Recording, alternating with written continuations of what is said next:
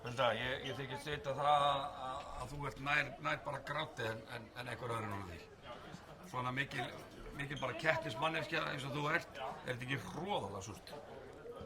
Jú, bara eins og segir, ég bara næri gráti og bara mjög svo stendur þetta svona og en samt á sama tíma vil ég bara þakka liðsfélögunum mínum og þjálfurunum mínum fyrir þetta erfiða en mjög skemmtilega tímabil. Já, þetta er náttúrulega búið að vera fáránlegt tímabil út af öllu sem hefur gengið á. En bara þessi sería, það átti held ég engin von á þessari niðurstöðu. Þú veist, hvar eru það að klikka heldur?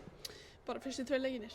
Bara þannig við einhvern veginn bara grófum okkur sjálfa í hólu og vorum einhvern veginn bara okkar eigin bara óvinnir.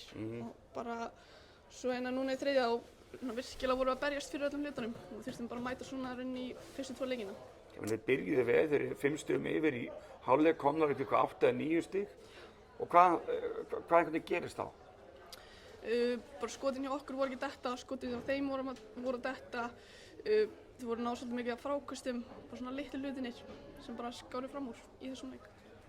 Þannig að súr niðurstaða, sumarfrí, þú hefði viljað spila lengur, þykist þið vita? Já.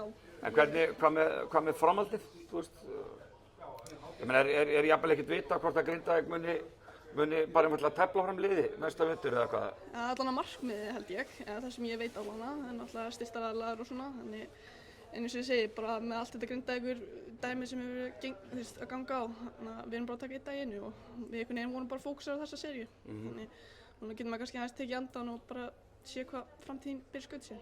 En þinn hugur svona bara eins og núna, heldur þú haldir áfram bara með Grindavík og Grindavík verður með lið áfram? Ég meina Grindavíkur hjarta slær mjög fast þessa dagana og bara þetta tímabil og þetta ár þannig og maður er náttúrulega með bullandi heimþrá og náttúrulega hitta stelpunar og hitta Lalla og Bryndísi, þetta er náttúrulega bara maður líður sem að sé heima á sér þannig að það er bara mjög súrt að enda þetta svona. Svona er þetta.